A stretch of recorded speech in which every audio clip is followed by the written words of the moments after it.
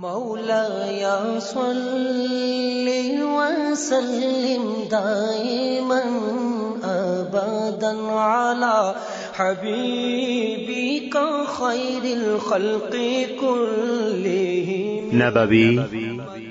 سيرت سيد الكونين والثقلين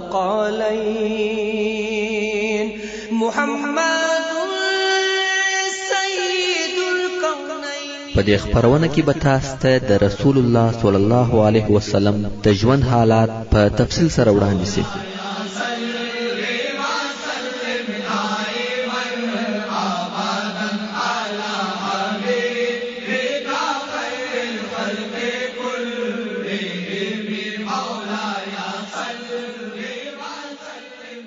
تعليم الإسلام.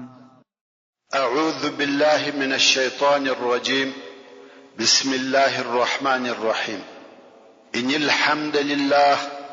نحمده ونستعينه ونستغفره ونعوذ بالله من شرور أنفسنا وسيئات أعمالنا. من يهده الله فلا مضل له ومن يضلل فلا هادي له. وأشهد أن لا إله إلا الله وحده لا شريك له وأشهد أن محمدا عبده ورسوله صلى الله عليه وآله وصحبه وسلم تسليما كثيرا. أما بعد، محترم ورونو، موږ د احد د غزا هغه حالات بیانول چې د مشرکانو د طرفه رسول الله صلی الله علیه و آله وسلم پر تندي زخمی سو، غاښ مبارک یې مات سو، د تورې دوه شدید وارونه پر وسوه، خو بیا هم رؤوف او رحیم رسول الله صلی الله علیه و آله وسلم شرع نور تکوي، ځکه د الله جل جلاله دا اراده و چې خپل رسول تر هغه خپل جلیل او عظیم منصب نور هم لوړ او عظیم کی، او د خپل رسول د شو اخلاقو یو ډېر لوړه او شاندار نمونه قائمه کی، او ټول دنیا ته دا وښکاره کی چې ټول بشریت دی د دغه سید المرسلین و صبر او تحمل، حلم او عفو ته وګوري چې مشرکان پر د علیه الصلاة والسلام ظلم او تجاوز کوي، او دی صلی الله علیه و آله وسلم وهغو ته یو شرع هم نه کوي، یوازې هغه الهي اوامر عملي کوي چې دی علیه الصلاة والسلام په امر کړی شوی دی، لکه دعوت، تبلیغ او جهاد، او د کارو نتیجه او انجام و الله عز وجل تسپاري، په هغو کې چې هر حکمت او مصلحت وي هغه به کیږي. آیا د دې په عوض او بدل کې چې مشرکان د رسول الله صلی الله علیه و آله وسلم په شرع سره هلاک سي، دا به ښه او بهتره نه وي چې همدغه د اسلام دشمنانو څخه په وروسته کې د اسلام محافظین د رسول الله صلی الله علیه و آله وسلم مینان او فداکار عسكر ځنې جوړ سي، لکه همداسې چې وسوه هغه د کفارو مشهوره مشران کم چې اوس رسول الله صلی الله علیه و آله وسلم غوښته چې شرع ورته وکړي، څه موده وروسته الله جل جلاله دوی ټول د اسلام په فداکار لشکر کې شامل کړ. مقصد دا چې په دغه جمله سره چې ليس لك من الامر شيء، رسول الله صلی الله علیه و آله وسلم ته تنبیه ورکړل شو چې بنده لره اختیار نشته، او نه د بنده علم پر ټولو شیانو راګرځیدلای شي. الله عز وجل چې د هر شي اراده وکي هغه کوي، که څه هم کافران ستاسو دشمنان دي او پر تاسو ظلم کوي، خو که الله جل جلاله اراده و فرمایل هغه به سمې لارې ته راولي، او که بیا د عذاب اراده وسوه عذاب به ورکړي. او بیا رسول الله صلی الله علیه و آله وسلم و فرمایل الهی زما قوم ته مغفرت او بخښنه وکړي، دوی بې علمه او ناپوه دي. په بل روایت کې راغلی دی چې الهی زما قوم ته هدایت وکړي، دوی ناپوه دي. خیر، بیرته خپلې قصې ته راسئ. په دې کې هیڅ شک نشته چې د مشرکانو هدف او مقصد دا و چې د رسول الله صلی الله علیه و آله وسلم ژوند پای ته ورسوي، مګر هغه دوه مهاجر قریشو چې سعد ابن ابي وقاص او طلحه ابن عبید الله و په پوره قهرمانی لوړ همت او شجاعت سره داسې به مثال جنگ کاوه چې پر مشرکانو یې د دوی و هدف ته د رسیدو لار بند کړه. که څه هم دوی فقط 2 نفر و، خو د عربو د ماهره غشي وشتونکو څخه و. د رسول الله صلی الله علیه و آله وسلم څخه داسې دفاع وکړه چې مشرکان یې ودې ته مجبور کړه چې د رسول الله صلی الله علیه و آله وسلم څخه لري سي. سعد ابن ابي وقاص رضی الله تعالی عنہ چې پرشکاری او ماهره غشي وشتونکو وو، رسول الله صلی الله علیه و آله وسلم د غشو د جعبه څخه غش ورته راایستل او ورته ویل ولا فداك ابي وامي. ورونو دغه جمله چې به ابي و امي یا فداك ابي و امي په پخوانی عربي کې ډېر استعمال ده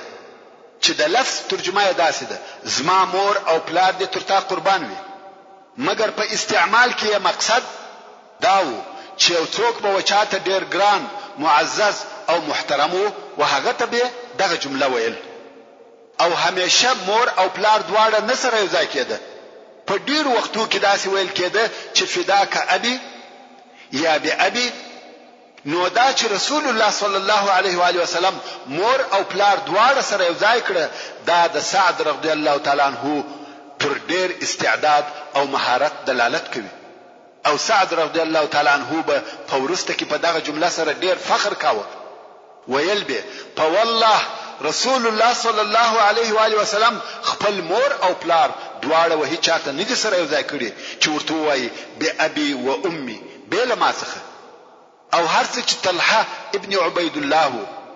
امام نسائی د جابر رضی الله تعالی عنہ څخه دغه د رسول الله صلی الله علیه و آله وسلم پر شاوخوا د مشرکانو راټولېدل او دا چې د رسول الله صلی الله علیه و آله وسلم سره یو څو نفر انصار و روایتوي.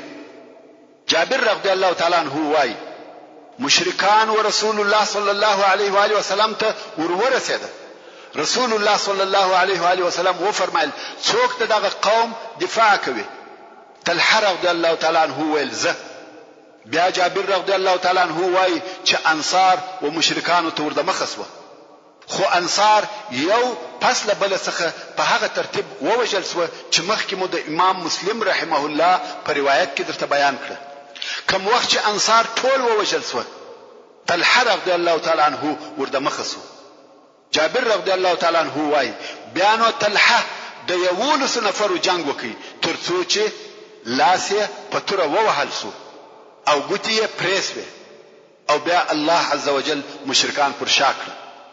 حاکم رحمه الله په اکلیل کې وايي چې طلحه ابن عبید الله د احد په ورځ 9 یا 15 ځای زخمی سو او 2 ګوتې پریسوي. امام بخاری د قیس ابن ابي حازم رضی الله تعالی عنہ څخه روایت کوي چې وايي ما د طلحه هغه لاس شل ولیدي چې په دغه لاس یې د احد په ورځ رسول الله صلی الله علیه و آله وسلم ساتي.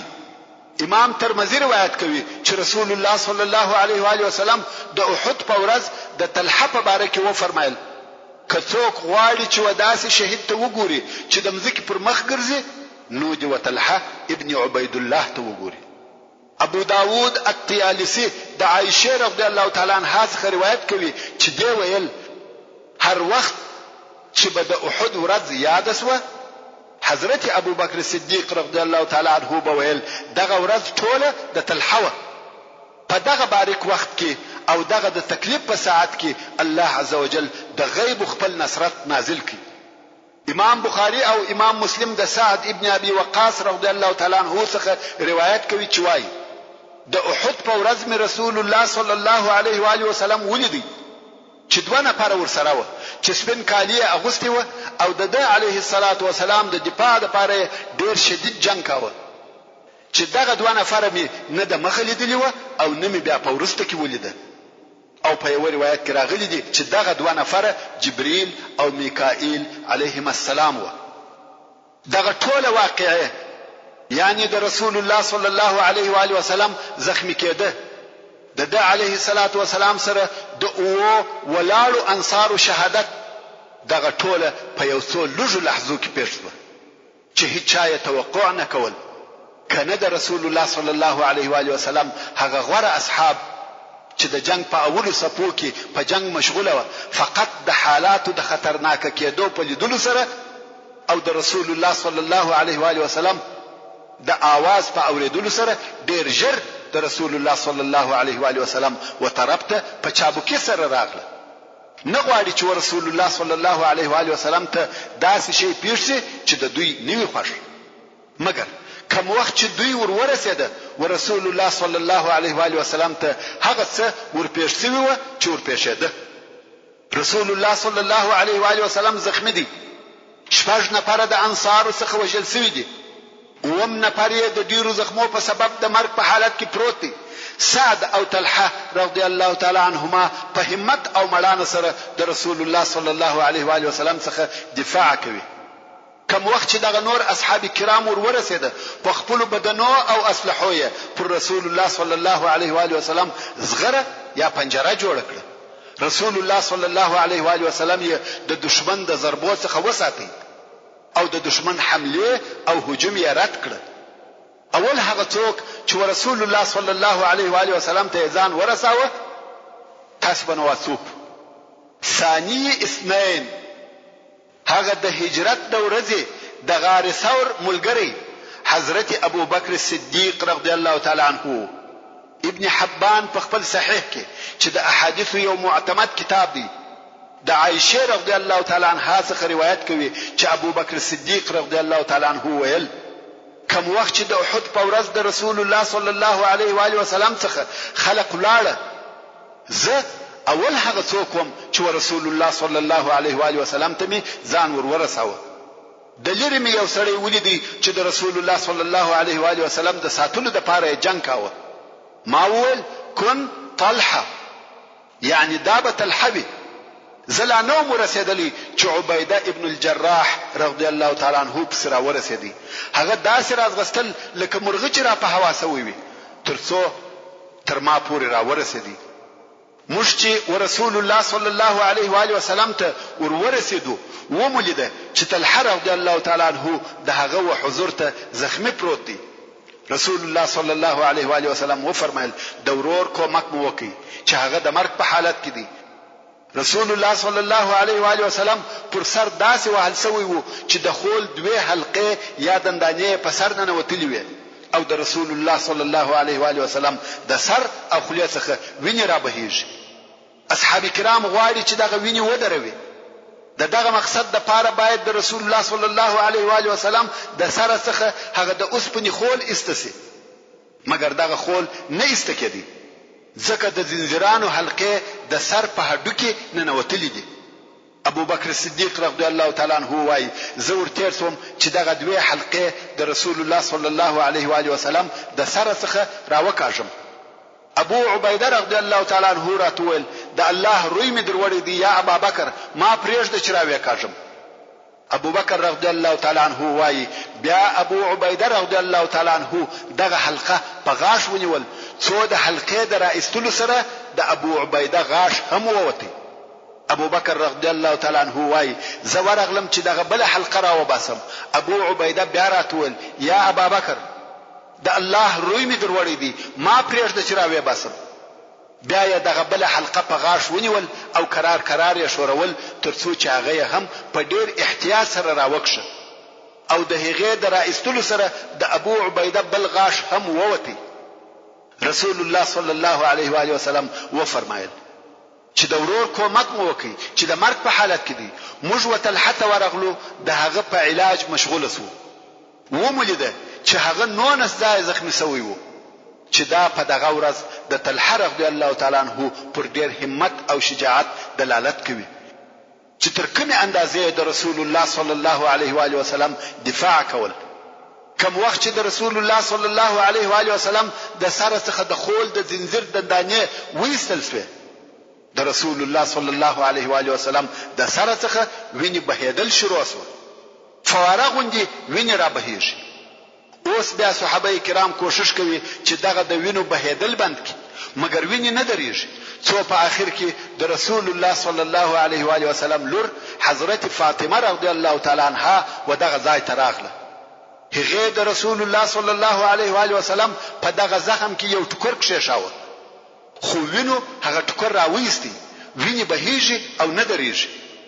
صحابه کرام دغه زخم څخه پر رسول الله صلی الله علیه و آله وسلم ډېر بیریږي او وارخطا دي. بیا فاطمه رضی الله تعالی عنها د بوریا یو ټوټه وسوځل، بیا یې دغه سوځل سوي بوریا تودې ایرې په دغه زخم کې واچولې او زخم یې په ډک کړ.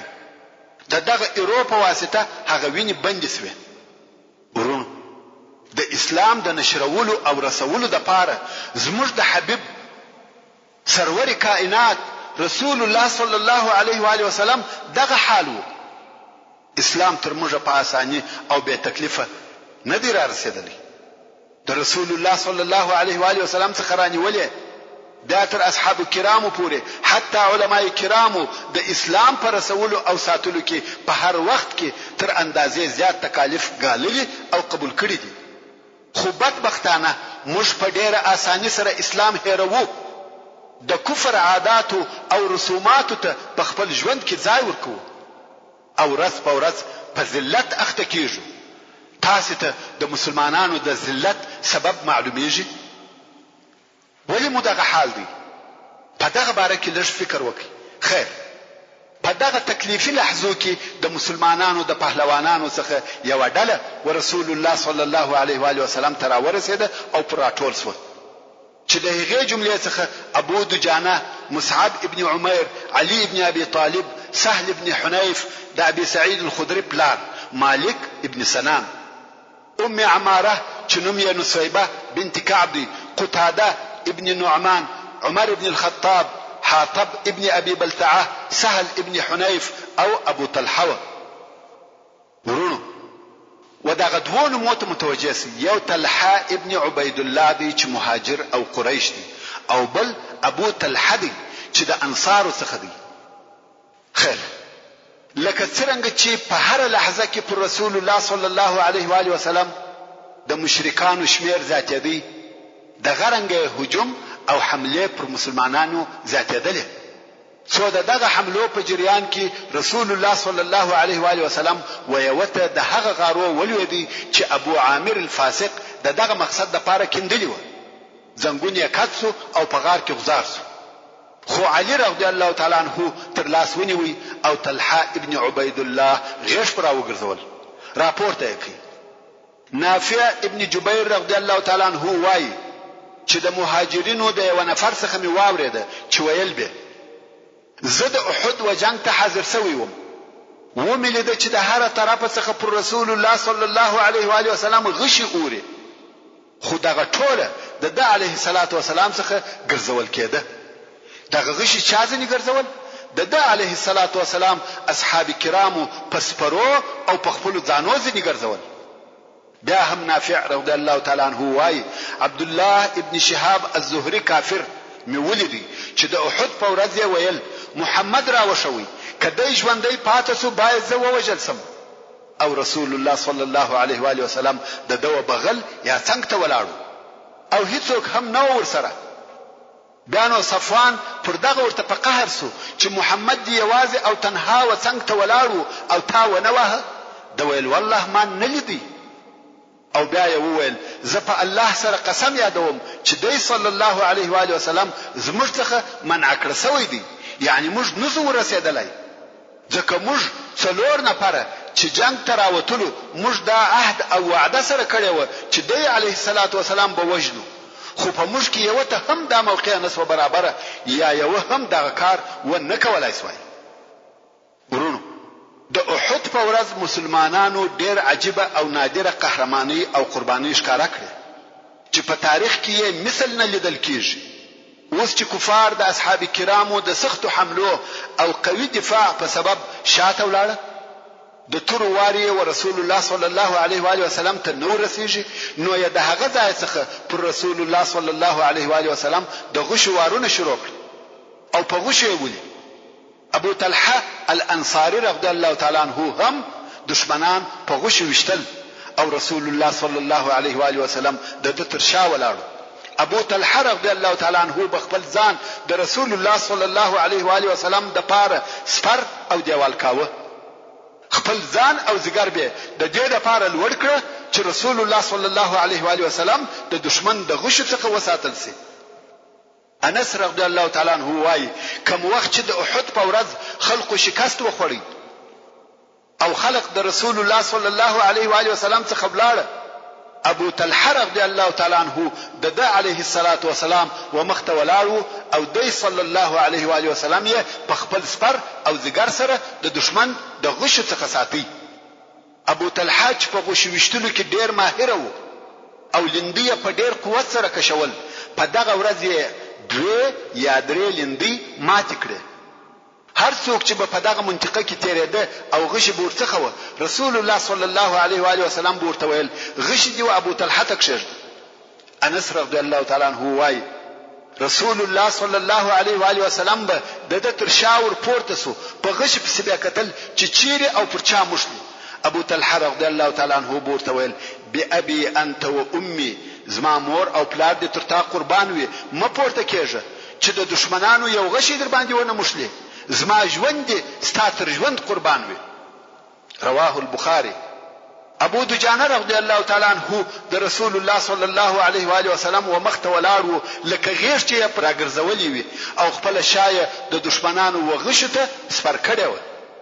د پر شا غشي مشتل خود د ځای څخه حرکت نکاوه. ابو حاطب ابن ابي بلتعه رضی الله تعالی عنہ په عتبه ابن ابي وقاص پسیسو. هغه عتبه چې د رسول الله صلی الله علیه و آله وسلم مبارک غاښه ورمات کړی وو،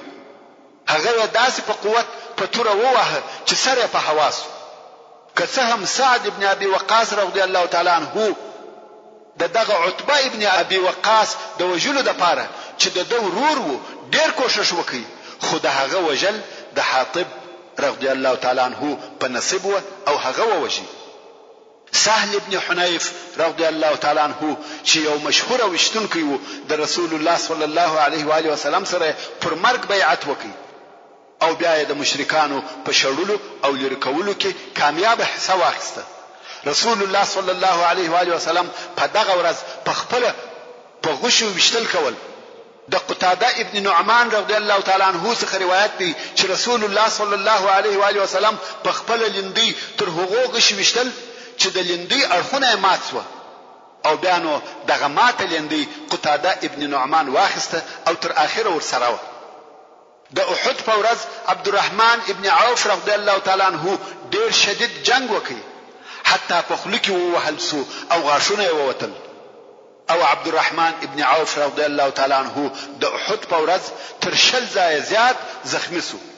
چې ځینې زخمونه په پښه کې و او په هغه پښه ګوډ سو. د ابو سعید الخدری رضی الله تعالی عنہ پلار مالک ابن سنان رضی الله تعالی عنہ د رسول الله صلی الله علیه و آله وسلم د سر د زخم څخه ویني په خلص به شلې ترڅو چې زخم یې د وینو څخه ورپاک. یو چا ورته ول دغه ویني توکه د ویل یا والله هیڅ کله به تو نکم او بیا ولاړ سو په جنگ شروع وکړه. رسول الله صلی الله علیه و آله وسلم و فرمایل که څوک غواړي چې د جنت د خلقو څخه و یو چاته وګوري نو دی ودغه مالک ابن سنان ته وګوري او بیا شهید ووجل سو. ام عماره رضی الله تعالی عنها چې نوم یې نصیبه بنت کعب دی د رسول الله صلی الله علیه و آله وسلم و مخته تر پلاس ولاړه او ابن قمعه ملعون یې نه پرېښاوه چې رسول الله صلی الله علیه و آله وسلم ته ورتیر سي. شزه ده په تور سره جنگ کوي. رسول الله صلی الله علیه و آله وسلم فرمایي د احد په ورځ چې به مې هرې خواته وکتل ام عماره به مې لیده چې زما د حفاظت او ساتنې دپاره جنگ کاوه. ام عماره رضی الله تعالی عنها د ابن قمعه د طرفه پر اوږه ډیره سخته په توره ووهل سوه چې ډیر لوی زخم یې پکښې جوړ کړي او تر کومه وخت چې ژوندی و د دغه زخم څخه په تکلیف و، خو د دغه زخم سره سره یې جنگ کاوه. دی رضی الله تعالی عنها هم پر ابن قمعه د تورې څو واره وکړه، مګر څرنګه چې هغه دوې زغري سر پر سر اغوستې وې تاثیر یې نه پر کاوه. ام عماره رضی الله تعالی عنها د جنگ تر اخره د هغه خپل زخم سره جنگ کاوه، څو نور هم 12 ځای زخمی سوه. مصعب ابن عمیر رضی الله تعالی عنہ هغه په اسلام کې اول سفیر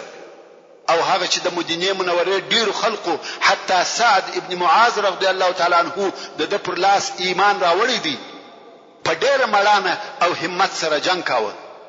د ابن قمعه او د هغه د ملګرو حمله د رسول الله صلی الله علیه و آله وسلم څخه دفع کوله تاسو ته معلومه ده چې د مسلمانانو بیرغ هم د دسخو هغه هم په دغه بد حالت کې یوازې سو تر دغه وخت پورې د مسلمانانو بیرغ لوړ ولاړ دی کفارو پر استلاس کوم چې بیرغ په نیولې ووهه راستلاس ور پرې کړی درغه الله تعالی عنہ بیرغ په چپلاس ونیوي او د کفارو په مخ کې ثابت او قائم ودرېدی ترڅو چې چپلاس هم پریسو بیانو پر بیرغ پریوتی په غاړه او زګر نیولې دي نه غواړي چې د اسلام بیرغ کښته سي ترڅو چې ووجل سو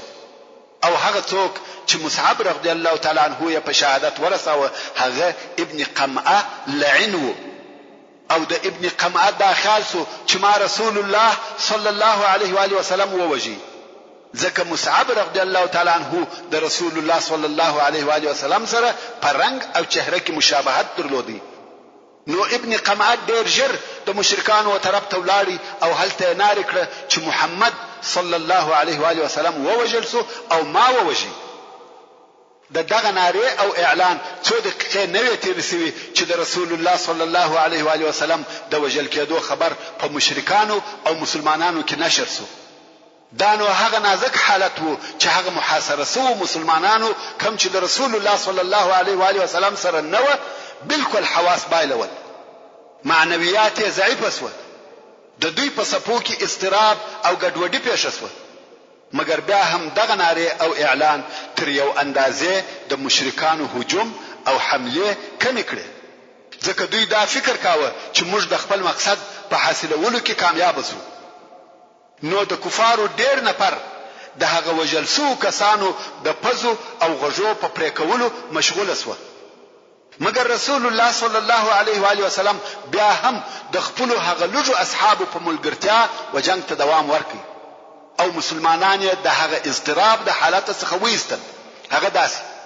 کوم وخت چې مصعب ابن عمیر رضی الله تعالی عنہ شهید کړ سو رسول الله صلی الله علیه و آله وسلم د مسلمانانو بیرغ وعلي ابن ابي طالب رضی الله تعالی عنہ ته ورکړي علي رضی الله تعالی عنہ ډیر شدید جنگ کاوه او هغه نور د رسول الله صلی الله علیه و آله وسلم سره پات اصحاب کرامو هم داسې نادره او به مثله قهرمانی ښکارا کړې چې هم یې جنگ کاوه هم دفاع په دغه حالت کې رسول الله صلی الله علیه و آله وسلم وکولای شوی چې د هغه محاصره سوي لشکر و طرف ته ورسي هلته چې ورنږدې سو اول هغه څوک چې رسول الله صلی الله علیه و آله وسلم یې وپیژندي هغه کعب ابن مالک رضی الله تعالی عنہ نو یې په لوړ आवाज سره ناره کړه یا معشر المسلمین زیری درکوم رسول الله دغه دی رسول الله صلی الله علیه و آله وسلم اشاره ورته وکړه چې چپسه دا د دې لپاره چې مشرکان د علیه الصلاۃ والسلام په ځای نس خبر مګر بیا هم دغه ځخ د مسلمانانو تر غوږو پورې ورسېدی او رسول الله صلی الله علیه و آله وسلم ته د رجوع کولو هڅه کول څو د اصحاب کرامو څخه 10 نفر د رسول الله صلی الله علیه و آله وسلم پر شاوخوا جمع او سره یو ځای شو پس له دغه یو ځای کېدو څخه رسول الله صلی الله علیه و آله وسلم د احد د غره و یویل ورته منظم پر شاتک شروع کی رسول الله صلی الله علیه و آله وسلم د مشرکانو د هجوم او حملو په مابین کې قرار د غره پر طرف ځي مسلمانان هم جنگ کوي هم دفاع کوي هم د غره و طرف ته ځي مشرکانو خپل هجوم او حمله شدید کړي نه غواړي چې مسلمانان غره ته ځنی وخیږي خو د اسلام د قهرمانانو په مقابل کې ضعیف وسو په دغه وخت کې د مشرکانو د سپرو څخه یو نفر چې نوم یې عثمان ابن عبد الله ابن المغیره ورسول الله صلی الله علیه و آله وسلم ته ورده مخسو او ویل یې کله ژوندۍ پاتې سي زباید ووجل سم رسول الله صلی الله علیه و آله وسلم د مقابله د پاره ځان آماده کړي مګر الهي کارونه دي د عثمان آس و یو کندي یا غار ته ولوي په دغه وخت کې حارث ابن سمه رضی الله تعالی عنہ پر پښه تور ووهه او پښه ور پریکړه بیا یې حمله پر وکړه او عثمان یې ووجي د هغه اسلحه یې واخیسته او برته د رسول الله صلی الله علیه و آله وسلم ملګری شو په دغه وخت کې د مشرکانو یو بل سپور چې عبد الله ابن جابر نومېدی پر حارث ابن سمر رضی الله تعالی عنہ حمله وکړه. پر اوږه په توره ووهه او حارث یې زخمی کړ. تر داسې اندازې زخمی شو چې مسلمانانو ورسره واخیستي. مګر ابو دجانه رضی الله تعالی عنہ هغه د سره دسمال خاوند، هغه جنگي پهلوان او قهرمان پر عبد الله ابن جابر حمله وکړه. د تورې داسې واره پر وکي چې د جابر سر د هغه واره سره په حواس. دغه ترخه جنگ په مابین کې پر مسلمانانو د خوب پریشانی راغله. ټول په یو وار داسې سو لکه بدچ سي. الله عزوجل هم په قران مجید کې دغه د خوب او پریشانی ته اشاره کوي او د سوره آل عمران په 153 نمبر آیات کې فرمایي: ثم انزل عليكم من بعد الغم امنة نعاسا يغشى طائفة منكم. یعنی بیا الله جل جلاله پس له دغه غم پر تاسو بیغمی نازل کړ، د خوب پریشانی چې وډل ستاسو څخه لاندې کړ. دا هغه کسان و چې په حق سره مؤمنان و. ابو طلحه رضی الله تعالی عنہ وایي: زه د هغو کسانو څخه وم چې د احد په ورځ د خوب پریشانی یوړم. حتی څو واره مې د لاس څخه تور ولویده، دا به ولویده ما به راپورته کړه، دا به ولویده ما به راپورته کړه. په دغه همت او شجاعت سره دغه ډله په منظم انسحاب یا پر شاتلو د غره ویویل وړي ته وختل. او اوس چې د مسلمانانو بیرغ د علی رضی الله تعالی عنہ څخه دی او نور مسلمانان خپل بیرغ ویني چې د غره پر دغه حصہ ولاړ دي، نو پاتې لشکر هم په قرار سره دغه د امان ځای ته ځان ورساوه او د رسول الله صلی الله علیه و آله وسلم سره په غره کې یو ځای شو. د خالد ابن ولید د جنگ پوهی د رسول الله صلی الله علیه و آله وسلم د پوهی او عبقریت په مقابل کې ناکام شو، ځکه لاسته شي نه ورغلی. ابن اسحاق رحمه الله وايي: کوم وخت چې رسول الله صلی الله علیه و آله وسلم د احد د غره ویل وړي ته وختي، ابی ابن خلف کافر پر یو آس پور وو چې دغه آس د رسول الله صلی الله علیه و آله وسلم تر هجرت د مخه په مکه مکرمه کې تربیه کاوه. او هر وخت چې رسول الله صلی الله علیه و آله وسلم پر دغه لار تیرېدی، ابی ابن خلف به ورته ویل: یا محمد صلی الله علیه و آله وسلم، ودغه آس ته وګوره چې هر ورځ واښه ورکوم او جواری پخورم، په والله په دغه آس به دې مړ کم، یعنی زه به پر سپور یم تا به مړ کم. رسول الله صلی الله علیه و آله وسلم به په جواب کې ورته ویل: یا بلکې زه به دې مړ کم ان شاء الله. نو اوس ابی پر هغه آس پور دی او ټول بدن یې په اوسپنه پوښلې دي، سر، زګر، ملا، پښه، په ټول بدن یې زغره اغوسته ده. په ټول بدن کې هیڅ ځای نه معلومیږي مګر د غاړې یو طرف یې ښکارو، هغه ځای چې د خول او زغرې په مابین کې وو. فقط دغه یو حصہ لسو، نور بدن یې ټول په اوسپنه پټ دی. نو که څوک وغواړي چې وی وهي، فقط پر دغه یو ځای به وهي، ځکه د وهلو لپاره بل ځای نشته. دغه ابی په دغه شکل پر رسول الله صلی الله علیه و آله وسلم پسې وروختی او ویل: محمد چیرې دی؟ کدی ژوندۍ پاتې سو باید زه ووژل سم. مسلمانانو ویل: یا رسول الله، زموږ څخه یو نفر حمله پر وکي. رسول الله صلی الله علیه و آله وسلم وفرمایل: یا دی ما ته را پرېږدي. دلته ابو بکر، عمر، علی، ابو طلحه او نور اصحاب کرام موجود دي، خو رسول الله صلی الله علیه و آله وسلم وایي دی ما ته را پرېږدي. کوم وخت چې ابی ورنږدې سو، رسول الله صلی الله علیه و آله وسلم د حارث ابن سمه څخه نیزه واخیسته. علی رضی الله تعالی عنہ وایي: سره د دې چې رسول الله صلی الله علیه و آله وسلم د هغه ویني د ضائع کېدو په سبب ضعیف شوی وو، خو بیا یې هم نیزه واخیسته او وی شورول. په دونه قوت او شدت یې د نیزه شورول چې موږ پر شاذنی ولاړو او بیا و ابی ابن خلف ته مخامخ سو. د غاړې هغه ځای په نشان ونیوي چې د خول او زغری په مابین کې وو، او بیا یې پر ابی ابن خلف واری وکړ او پر هغه لږ ځای وويشتي. ورونو، دا د رسول الله صلی الله علیه و آله وسلم قوت او نشان وو. بیا هم ابی ابن خلف په دغه وشتلو سره پوره زخمی نسو، یو عادي او معمولی زخم بکشه جوړ سو،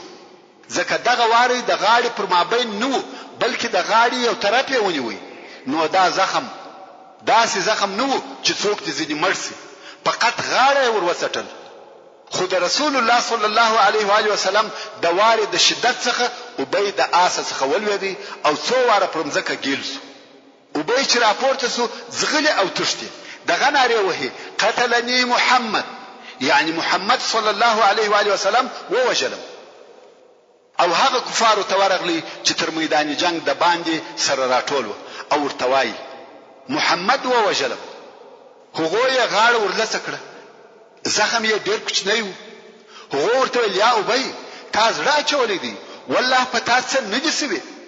د دې زخم څخه څوک نه مري. ابی وایي محمد ما ته په مکه کې ویلي و چې زه تا وژنم، په والله که پر ما توکي هم به مې ووژني، دا خو لا د نیزې واری دی. سبحان الله، دغه کفار د رسول الله صلی الله علیه وسلم د هرې خبرې تصدیق کوي او رسالت یې نه مني. رښتیا هم ابی ابن خلف د هغه زخم څخه مړ سو. ابي الاسود د عروه څخه روایت کوي چې ابی به د غوایي پر قسم رمباړي وهلې او ویل به چې زما دې په هغه ذات قسم وي چې زما نفس دغه په اختیار کې دی، که دغه زما درد پر ټوله اهل ذل مجاز وي ټوله به مړ سي. کوم وخت چې رسول الله صلی الله علیه و آله وسلم ته د ابی د مرګ خبر ورسېدی، رسول الله صلی الله علیه و آله وسلم و فرمایل د الله غضب پر هغه چا ډیر شدید سو چې د الله رسول یې ووژني، یعنی د الله جل جلاله قهر او غضب پر هغه چا ډیر زیات دی چې د الله رسول یې په خپل ووژني. واقعا دا الهي قهر او غضب دی چې یو څوک د رسول الله صلی الله علیه و آله وسلم په لاس وژل کیږي، او ابی ابن خلف ملعون په دغه الهي غضب گرفتار سو. تاسو په هیږي هغه یوازنی شخص چې رسول الله صلی الله علیه و آله وسلم په خپل لاس په ټول تاریخ او ټول غزاو کې وژل دي، هغه دغه ابی ابن خلف دی. د ابی ابن خلف تر وشتلو وروسته نور هم رسول الله صلی الله علیه و آله وسلم غواړي چې د غره ولوړي حصے ته وخیږي، خو په مخه یو لو ډبره ورغله چې موږ لاس ورته وایو. رسول الله صلی الله علیه و آله وسلم ورپورته سو چې ودغه لاس ته وخیږي، خو نسوای ختلای، ځکه یو خو د رسول الله صلی الله علیه و آله وسلم عمر ډیر او بل یې دوی زغری اغوستي وي او بل شدید زخمی شوی وو. نو طلحه ابن عبید الله چوخه ورکړه او دغه پر شا رسول الله صلی الله علیه و آله وسلم وهغه لوري د بری ته وختي، او بیا رسول الله صلی الله علیه و آله وسلم و فرمایل اوجب طلحه، یعنی طلحه ته جنت واجب سو. په دغه وخت کې چې رسول الله صلی الله علیه و آله وسلم د غره دغه لاش ته وختي، ابو بکر او عمر رضی الله تعالی عنهما هم ورسره وختل. په دغه وخت کې غر ورېږدي لکه زلزلہ چې وسی. رسول الله صلی الله علیه و آله وسلم غر په پښو واه او وی فرمایل اثبت احد فإن عليك نبي وصديق وشهيد، یعنی احد ثابت ودرېږه مرېږه پر تا باندې نبی دی او صدیق دی او شهید، چې د شهید څخه مقصد عمر رضی الله تعالی عنہ دی. بیا نو احد ثابت ودرېدی. اوس نو پات اصحاب کرام د غره سره یو ځای کیږي او غره ته خیږي. میدان جنگ خالی دی. مسلمانانو چې ولید چې بیرغ یې د غره سره دی، دوی هم ټوله هلته سره جمع شو. اوس ټول مسلمانان پر غره سر بیره دي. په دغه وخت کې مشرکانو آخري هجوم پر مسلمانانو وروړي، غواړي چې مسلمانان ختم کړي. که څه هم نور کفار سره پاشلي تت او پرک دي، خو خالد ابن ولید تر اوسه هغه خپل ټولي یو ځای او منظمه ساتلې ده او ویلي ده چې د مسلمانانو بیرغ په غره کې دی. نو د غره پر طرف ورهیسو د مسلمانانو بیرغ چې تر اوسه ولاړ دی او د شکست د پاره د بیرغ لویدل حتمی دي. نو خالد غواړي چې خامخا مسلمانانو ته شکست ورکړي. نو دغه مقصد د پاره دی او ابو سفیان د نور سپرو په ملګرتیا د غره و طرف ته ورهیسو، غواړي چې وغره ته ورخیږي، مګر د دوی آسان وغره ته نشي ختلای. نو د غوښته چې وغره ته پیاده ورخیږي او د مسلمانانو قوت او پات سو نفره ختم او فیصله کی. اوس چې خالد او د هغه ملګرو وغره ته د خطلو اراده کړې ده او هلته رسول الله صلی الله علیه و آله وسلم د یو څو لږو ملګرو سره موجود دي، ځکه نور ټول لشکر تشتیدلې دي او ډېر کسان په دغه وخت کې مدینه منورې ته رسیدلي وو. او هغه لږ نفر چې پاتې دي هغه د رسول الله صلی الله علیه و آله وسلم سره پر غره دي. او دلته خالد خپل حمله وغره ته متوجه کړ.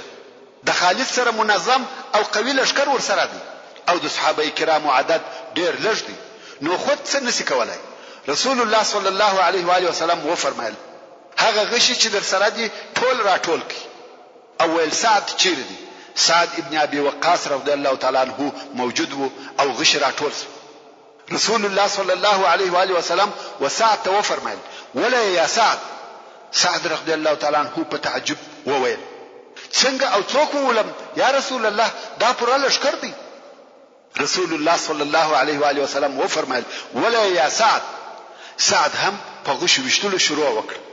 په اول غشي د مشرکانو څخه یو نفر ووشتي، هغه ووجل شو. رسول الله صلی الله علیه و آله وسلم و فرمایل ولا یا سعد فداک ابي و امي. په دوهم غشي هم مشرک ووشتي، هغه هم ووجل شو. رسول الله صلی الله علیه و آله وسلم بیا و فرمایل ولا یا سعد. سعد دریم مشرک ووشتي، هغه هم ووجل شو. د هر غشي په وشتلو یو مشرک وجل کیږي. کفارو چې دا مړی ولیده پر شا ولاړ، ویل دا څه حال دی؟ د هر غشي د وشتلو سره یو نفر وجل کیږي،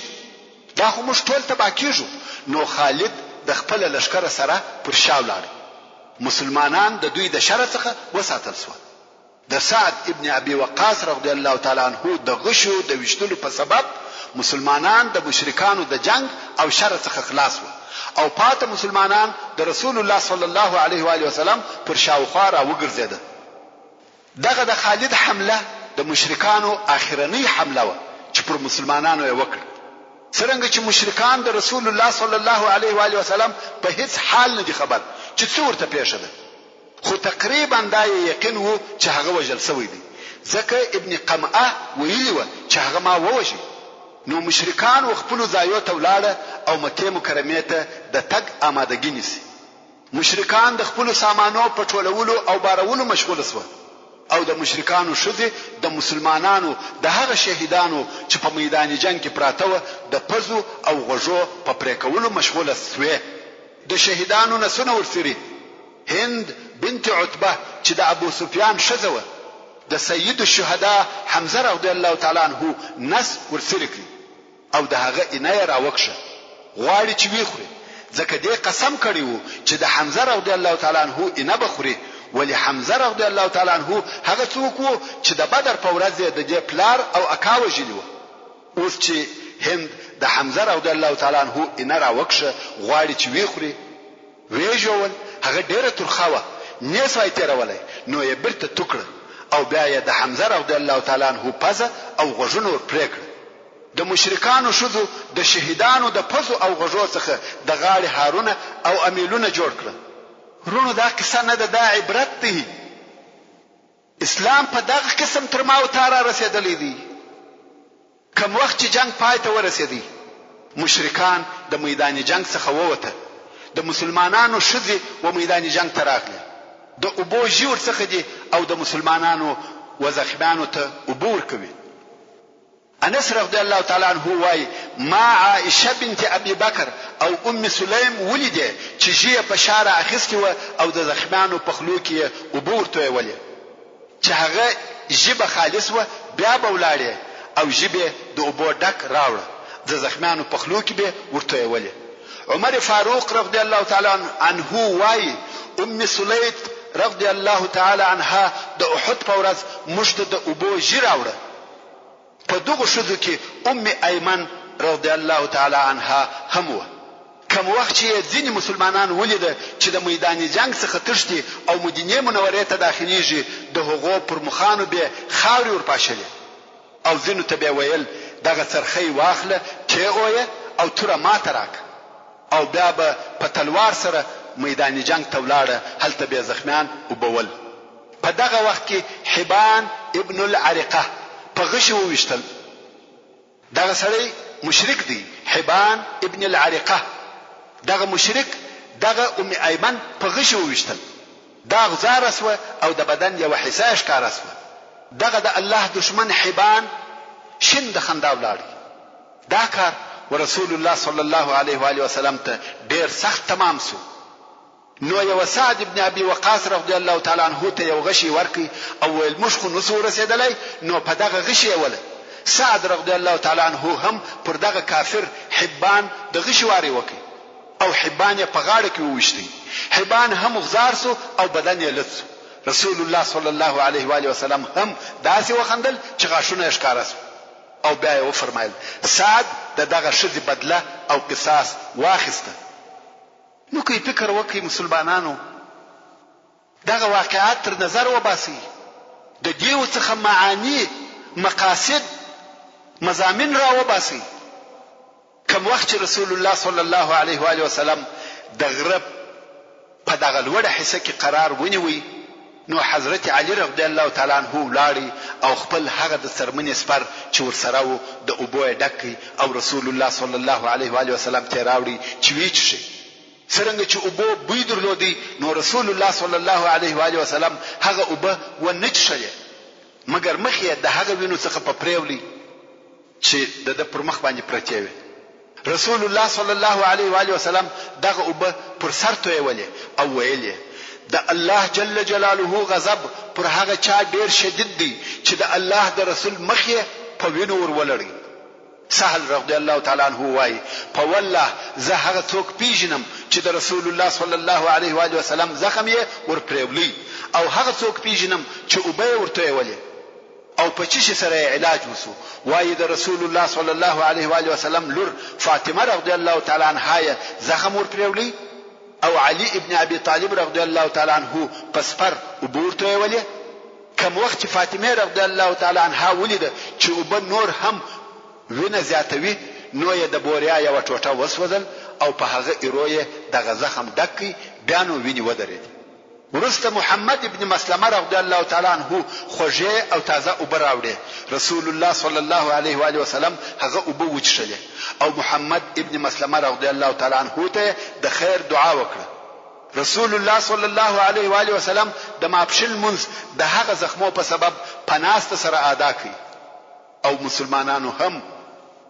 د صلی الله علیه و آله وسلم ترشا لمنز پناست سره ادا کړي کوم وخت مشرکان ټوله د برته تک د پاره تیار او آماده سو ابو سفیان د څو نورو کفارو سره د غره وې بل لوړی ته وختي او مسلمانانو ته ورنال کړه آیا پتا سي کې محمد ستا رسول الله صلی الله علیه و آله وسلم و فرمایل جواب مور کوي ابو سفیان بیان کړه آیا پتا سي کې ابو بکر ستا رسول الله صلی الله علیه و آله وسلم و فرمایل جواب مور کوي محترم ورونو زموږ د بحث پاتې حسابه ان شاء الله تعالی پراتون کې واوري سبحان ربك رب العزة عما يصفون وسلام على المرسلين والحمد لله رب العالمين. تعلیم الاسلام رادیو ستاسو د ذهنونو روښانه کوونکی تشرب من وحي الرحمن 9.9 FM کندهار يمنحها شهدا وحفا